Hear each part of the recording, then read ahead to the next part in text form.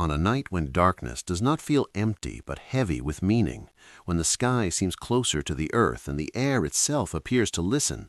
the story of Shab-e-Barat begins far before it was ever given a name, far before it became a date on the Islamic calendar, rooted instead in humanity's oldest fear and hope, the fear of death and the hope of mercy.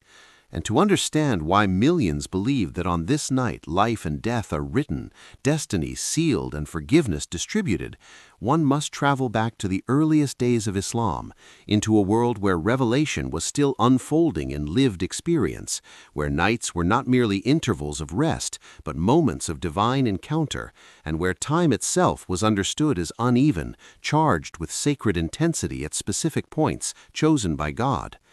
The Arabian Peninsula of the 7th century was a land of harsh landscapes and fragile lives, where survival depended on rain, kinship, and fate. And into this world came Islam with a radical message that combined divine sovereignty with moral responsibility, teaching that nothing occurs without God's knowledge, yet human beings are accountable for their choices. And it is within this tension that the concept of divinely decreed nights took shape, nights when God's mercy descends in abundance and human prayers rise with unusual weight.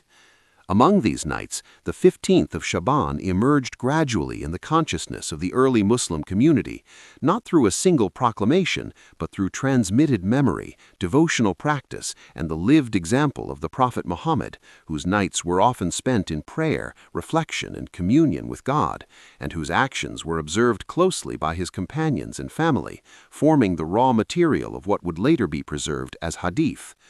One of the most influential narrations regarding this night comes from Aisha, the Prophet's wife, who described awakening to find him absent, searching for him in the darkness, and discovering him praying in the graveyard of Baqi, his head raised toward the sky, supplicating for the forgiveness of the deceased. And when questioned, he spoke of a night when God's mercy descends to the lowest heaven, forgiving more people than the hairs on the sheep of the tribe of Kalb, a powerful image in a pastoral society where such abundance symbolized the unimaginable. And although scholars later scrutinized the chains of narration for individual reports, the cumulative effect of multiple narrations across different transmitters gave the night a distinct spiritual profile, especially in the formative centuries of Islam, when devotional practices were still taking shape.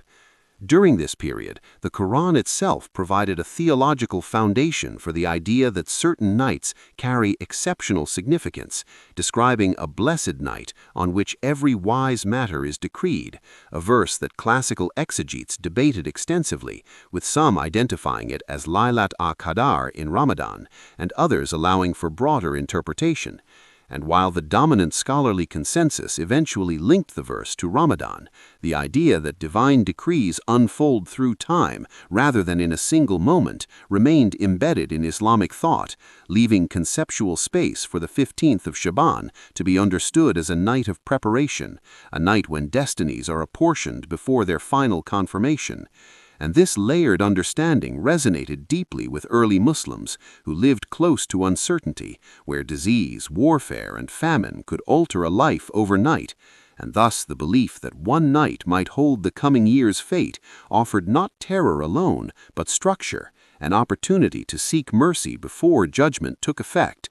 As Islam expanded beyond Arabia into Syria, Iraq, Persia, and Egypt, the night's observance evolved within diverse cultural contexts, and early Muslim scholars recorded that the people of Damascus, under the influence of early scholars like Khalid ibn Ma'dan and Makhul, placed special emphasis on worship during the 15th night of Shaban, gathering in mosques for prayer and recitation, while other regions favored private devotion, reflecting an early plurality of practice that characterized Islamic civilization at its height.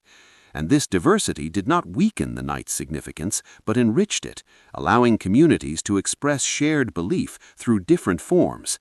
Crucially, the night's association with life and death deepened as Islamic theology engaged with the concept of divine decree, al-Qadar, a doctrine that affirms God's complete knowledge of all things while maintaining human moral responsibility. and scholars explained that divine decree operates on multiple levels, with certain decrees fixed eternally and others subject to change through prayer, repentance, and righteous action. And within this framework, Shab-e-Barat came to be understood by many not as the night when destiny is created from nothing, but as the night when records are updated, when angels are informed of what will unfold, when names may be transferred from the living to the dead, or vice versa, based on God's wisdom. And this understanding preserved both divine sovereignty and the meaningfulness of supplication, making the night emotionally powerful without rendering human action irrelevant.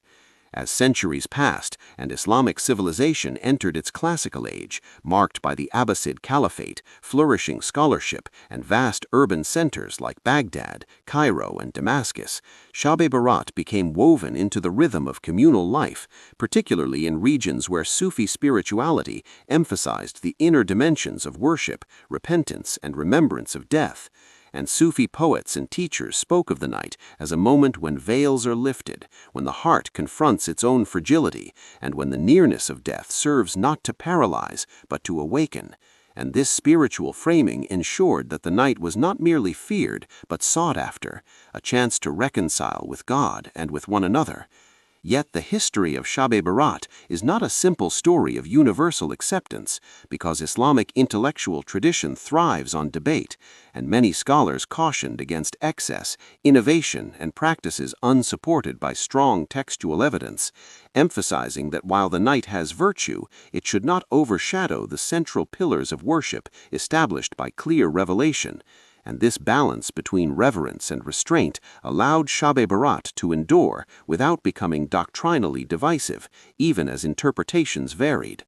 By the time Islam reached the Indian subcontinent in the early medieval period, carried by traders, scholars, and later rulers, Shab-e-Barat entered a cultural landscape already rich with night-based rituals and ancestral remembrance. And here the night took on a uniquely vivid character, blending Islamic theology with South Asian expressions of devotion. And it is in this environment that the phrase Israt Zindagi or Maut Likhi Jati Hai gained widespread currency, passed from sermons to households, from elders to children, encapsulating in simple language a complex theological idea. And this belief prompted behavior in deeply human ways, prompting families to distribute food, settle disputes, visit graves, and spend the night in prayer, because if death could be written before dawn, then every act of repentance mattered. And as Islamic societies across South Asia navigated centuries of political change, from sultanates to empires, prosperity to decline,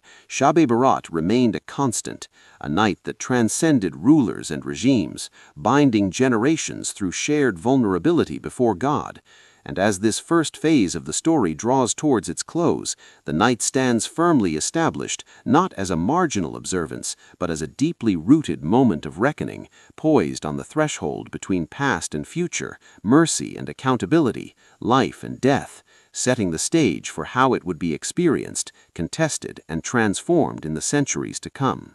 As this first phase of the story draws toward its close, the night stands firmly established, not as a marginal observance, but as a deeply rooted moment of reckoning, poised on the threshold between past and future, mercy and accountability, life and death. And it is from this threshold that the middle chapter of Shab-e-Barat's history unfolds, shaped not only by devotion, but by upheaval, argument, and the relentless passage of time. Because as the Muslim world expanded and diversified, the meanings attached to this night were tested by political power, intellectual rigor, and historical trauma. And it was in these centuries that the belief that destinies are written on this night became both more widespread and more carefully examined. The Abbasid era, often remembered for its intellectual brilliance, was also an age of uncertainty, marked by court intrigue, assassinations, sectarian tensions, and recurring plagues. And in such a world, the idea that one night might determine who would live and who would die in the coming year carried an immediacy that modern societies, buffered by medicine and bureaucracy, can scarcely imagine. and scholars of theology and hadith, working meticulously to preserve the Prophet's legacy, debated how to understand divine decree without undermining human responsibility, explaining to ordinary believers that while God's knowledge encompasses all outcomes, His mercy remains accessible, and that prayer on nights like the 15th of Shaban was not an attempt to change an ignorant God's mind, but an act of submission to a merciful one, a means by which the believer aligns themselves with divine wisdom.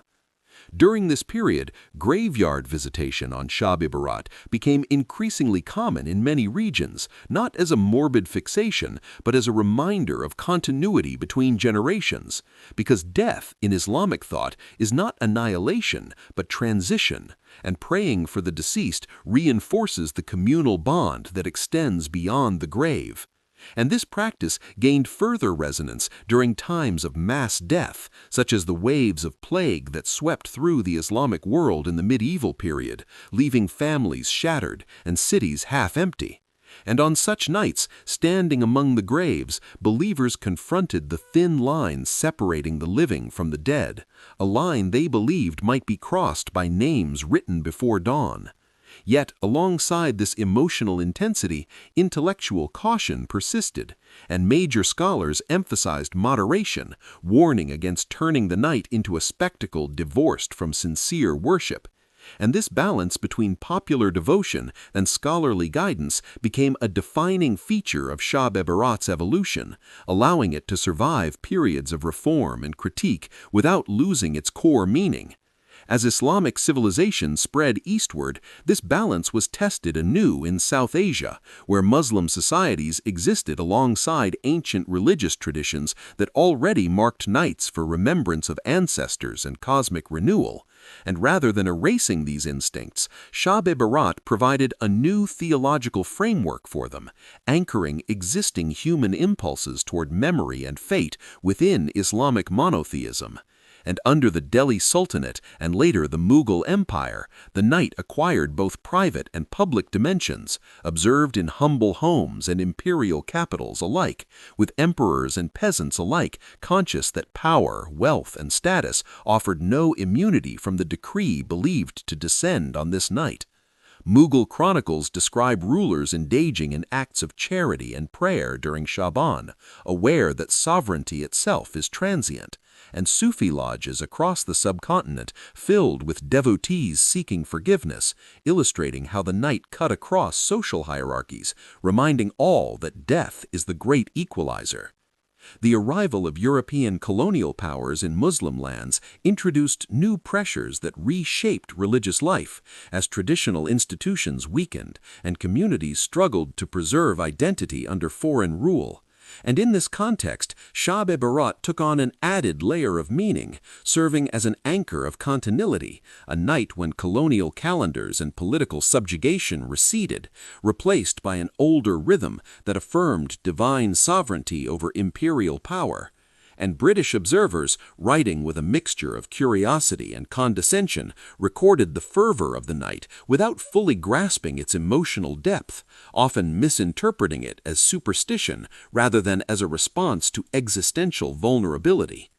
The 20th century intensified these tensions as reformist movements within Islam sought to purify practice and emphasize textual authenticity, questioning customs that lacked unanimous early precedent. And Shab-e-Barat became one of the nights most frequently discussed in this context, with scholars reiterating that while the night has merit, excess and innovation should be avoided, a discourse that sometimes created friction within communities but also forced a renewed engagement with sources, prompting believers to reflect more consciously on why they observed the night and what they believed about destiny and death. Despite these debates, the night's central themes proved remarkably resilient because they addressed needs that no reform could erase: the need to seek forgiveness, to confront mortality, and to hope for mercy in a world that remains unpredictable. And as modern medicine extended life expectancy and states attempted to regulate death through records and institutions, Shab-e-Barat quietly resisted reduction to symbolism alone, continuing to be experienced as a real moment of reckoning, especially in societies where sudden loss remained a lived reality.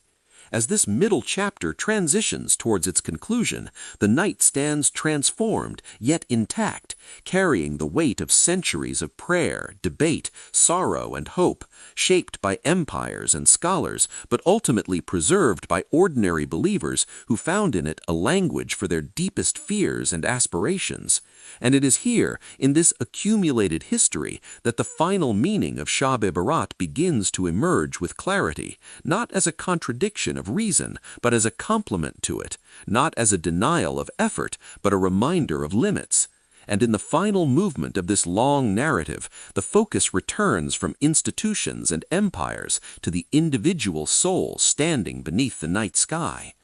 In its concluding essence, Shab-e-Barat is not about predicting the future, but about preparing for it, not about obsessing over death, but living responsibly in its shadow. And whether one understands the writing of life and death as a literal decree recorded by angels, or as a spiritual metaphor for accountability renewed each year, the night fulfills its historical role by slowing time, by forcing a pause in which the believer confronts their fragility and God's vastness. And this is why, even after 14 centuries, the night continues to be observed with such intensity, because it speaks to something unchanged by progress, the fact that human life remains uncertain and finite, and mercy remains desperately needed.